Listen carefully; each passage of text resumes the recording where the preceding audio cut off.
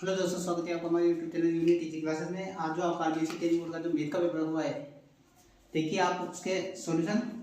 पहला क्वेश्चन है आपका 400 के भाज्य गुणनखंडों की घातों का योगफल ज्ञात कीजिए। योगफल बताना है।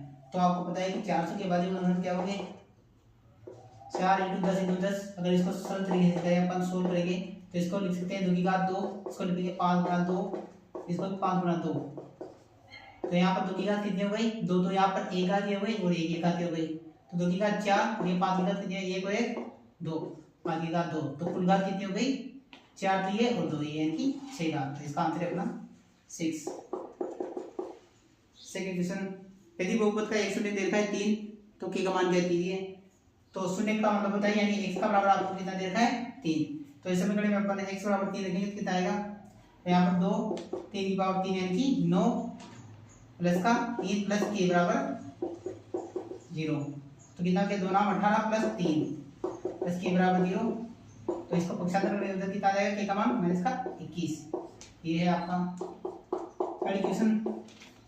तीसरा क्वेश्चन आपके दो अंकों की संख्या में इकाई का अंक x पर और दायिका अंक y है। तो यहाँ पर देखो यानी कि इकाई का अंक दायिका अंक क्या है y। तो इकाई का अंक को पहले लेते हैं और दायिका अंक को बाद में। तो इकाई के अंक को 1 से गुणा करते हैं और दायिका अंक को 10 से। तो अपनी संख्या बन गई 10y प्लस 1 ही अपनी संख्या हो गई।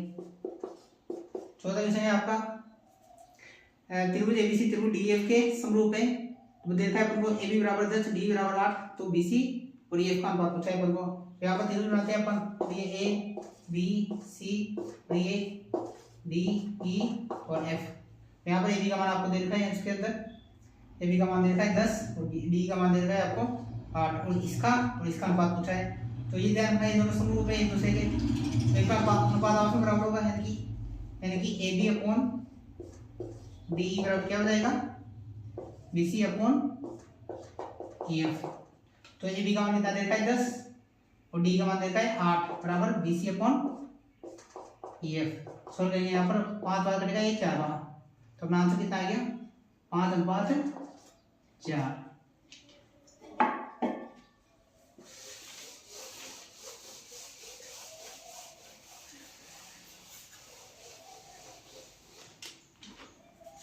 देखिए आप क्वेश्चन नंबर 5, मूल बिंदु से माइनस बिंदु P की -3,4 की दूरी ज्ञात कीजिए। तो अपन जानते हैं कि मूल बिंदु से निकालने का फॉर्मूला क्या होता है, √x² + y²।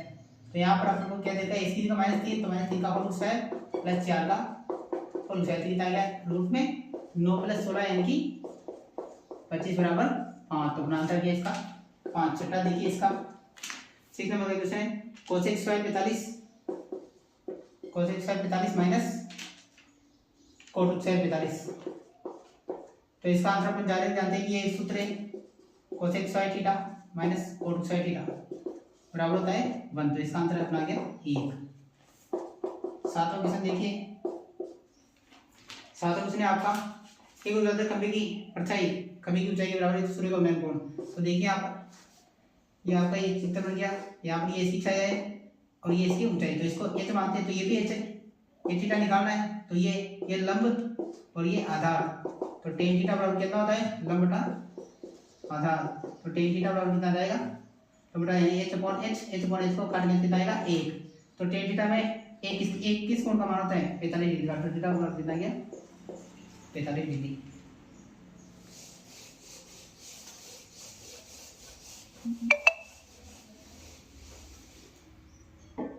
देखिए आपका अगला क्वेश्चन 8वां क्वेश्चन है आपका, एक बिंदु P से एक वृत्त पर स्पर्शिका की दी गई लंबाई 24 और P की केंद्र से दूरी दे रखी है 25। ये आपका वृत्त है, एक ही ऐसी स्पर्शिका हो गई है ना। और यहाँ पे एक बिंदु देखा है P, इसकी लंबाई कितनी है 24 और इसकी केंद्र से दूरी कितनी है P से 25। तो अपन ये दूरी निकाली, ये क्या होती है r। ये क्या हो गया, लंब, एक कर्ण और ये आधार।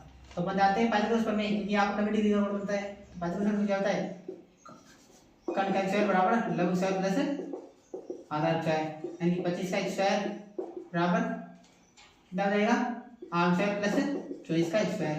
तो 25 का स्क्वायर कितना होता है 625 बराबर r स्क्वायर प्लस 24 का स्क्वायर कितना होता है 576। तो r स्क्वायर बराबर कितना हो जाएगा 625 माइनस 576। तो इधर कितना जाएगा यहाँ पर कितने गए 15 में 6 गए तो कितने बचे, 15 में 6 गए तो 9। और यहाँ पर कितना बचा, एक, यहाँ एक बचा, एक इधर लेंगे पर 11 में से 5 गए, 11 में से 7 गए तो 4, 5 में 5 गए तो 0, तो आंसर का मान कितना गया 50। स्क्वायर टाइम कैंसिल हो जाएगा रूट 50, 4 बराबर कितना जाएगा 7। वैसे अपन डायरेक्ट जानते हैं कि ये क्या है, एक ये पाइथागोरस एक है तो इसका मान कितना था, वैसे डायरेक्ट करते तो 7।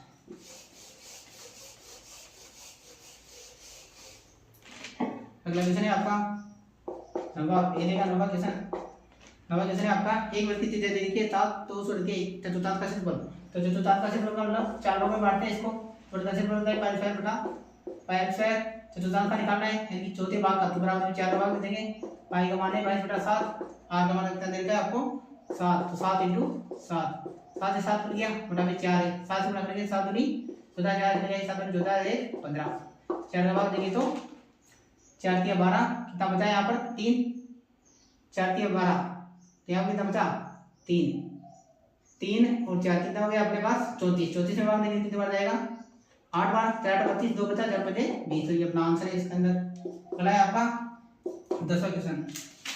10वां क्वेश्चन आपका यदि शंकु की त्रिज्या 14 सेंटीमीटर और तीर की ऊंचाई देखिए 10, तो शंकु का वर्गपरिधि क्षेत्रफल, शंकु का वर्गपरिधि क्षेत्रफल होता है पाई आर एल, पाई का मान है 22/7, त्रिज्या अपन को दे रखी है अपन को, त्रिज्या दे रखी है इसमें अपन को 14, तो तीर की ऊंचाई एल बोलते हैं, तीर की ऊंचाई को 10, 7 से काटेंगे 7 दूनी 14, ये कितना हो गया 2 दूनी 4, 2 दूनी 4 और 0 10 से गुणा करेंगे तो 440। अगला है आपका 11वां, इनमें से कौन सी संख्या किसी घटना की प्रायिकता नहीं हो सकती, तो आप जानते हैं कि प्रायिकता का मान हमेशा 1 से कम ही होता है ना, यानी पी का मान हमेशा कितना होता है 1 से 1 लेस देन 1 या तो 1 के बराबर या उससे छोटा, तो यहाँ पर कौन सी संख्या 1 से ज्यादा आ रही है, देखो 2/3 1 से कम है, उसके बाद 0.7 भी 1 से कम है, 0.5 भी 1 से कम है, क्या बचा 3/2, 3/2 में 2 का भाग 2 एकम 2, पॉइंट बचेगा 1.5 आएगा, 1 से ज्यादा है तो ये आंसर हो गया 3/2, आंसर हो गया इसके अंदर 3/2।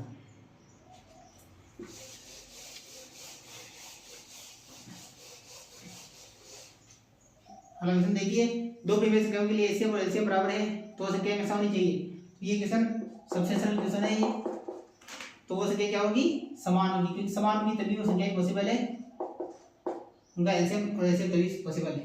अगला है आपका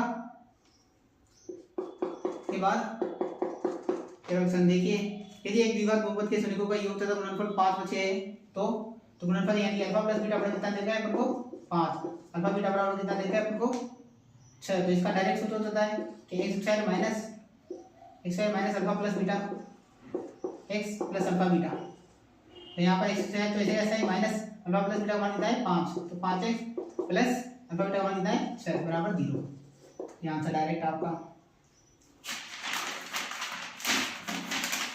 अगला क्वेश्चन है आपका कि किस मान के लिए समीकरण का कोई हल नहीं है, तो कोई हल नहीं होने की कंडीशन क्या होती है आपके पास, कोई हल नहीं होने की कंडीशन होती है आपके पास a1/a2 equal to b1/b2 equal to not c1/c2, तो इसमें मान लो a1 a2 क्या है यहाँ पर x के गुणांक, b1 b2 y के गुणांक और c क्या है यहाँ पर अचर, तो x के गुणांक तो x पहले से x का मान गुणांक 1 और a2 का मान कितना है 2 बराबर में y का गुणांक 1 और उसका गुणांक कितना है b2 का मान k, तो यहाँ देखो कंपेयर करो इसको लेके जाएंगे इसको लेके जाएंगे, तो k बराबर 2, k बराबर 2 नहीं होना चाहिए। अगला अगर k बराबर 2 होगा तो इसका मान पॉसिबल नहीं है। अगला है आपका 15वां क्वेश्चन। अब देखो ये आपका कौन सा नियम लग रहा है यहाँ पर, ये आपका लग रहा है यहाँ पर RAS वाला सर्वांग क्षमता नियम, इसका नियम होता है अगर ये इसको फॉलो करता है तो इसकी संगत में क्या होती है समानुपात में होती है, तो देखो आप जाओ और बात देख लो, आप कंपेयर करके देख लो AB अपॉन DE बराबर क्या आएगा, AB अपॉन DE बराबर आएगा BC अपॉन EF, मान लो इसके अंदर AB का मान कितना है, AB का मान है 2 और DE का मान कितना है 3 और BC का मान कितना है 3 बटा में इसको मान लेते हैं अपन EF का EF ही रहने दो, क्रॉस गुणा करके इधर जाएगा तो EF बराबर कितना रहेगा अपने पास 3 इधर जाएगा तो 3 दिया 9 और 2 बटा में आएगा इधर तो बटा में 2 तो बराबर कितना आ गया 4.5।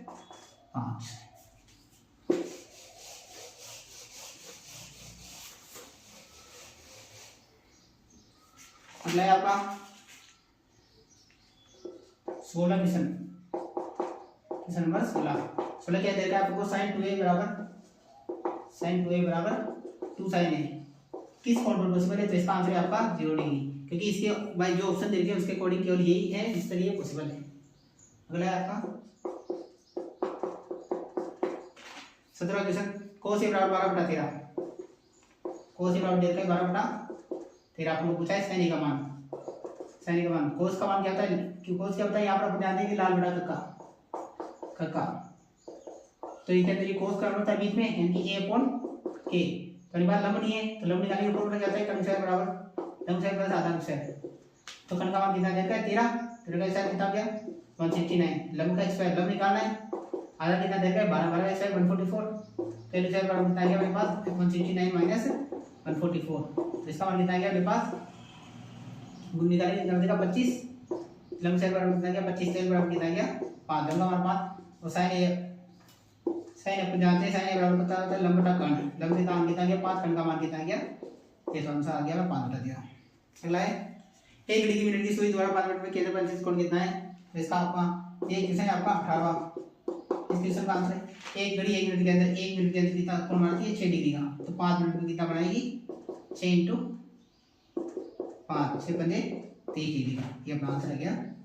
अगला क्वेश्चन है आपका क्वेश्चन नंबर 2, अगला देखिए क्वेश्चन नंबर 2 देखते हैं आप,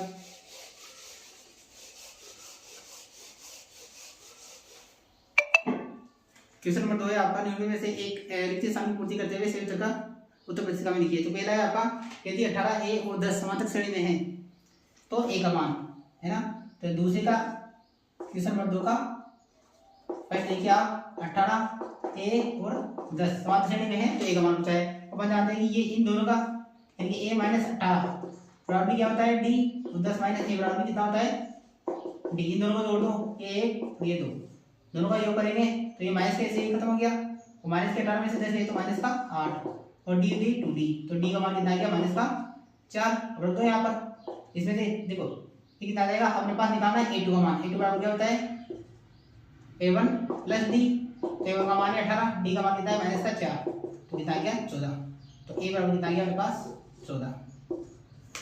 अगला देखिए आप बिंदु 7, -3 की बिंदु 3, 9 के मध्य बिंदु का निर्देशांक, देखिए मध्य बिंदु का निर्देशांक निकालना है अपन को किसके 7, -3 और 3,9 की, तो मध्य बिंदु का निर्देशांक क्या होता है x1 + x2/2 और y1 + y2/2, मान दो इसका अंदर ये x1 है और ये x2 है, तो 7 + 3/2 और ये y1 ये y2 माइनस का 3 + 9 बटा में, तो आंसर आ जाएगा अपने 7 + 10/2 और ये 9 में से 3 गए तो 6/2, तो आंसर आपने आ गया, आंसर कितना आ गया 5,3।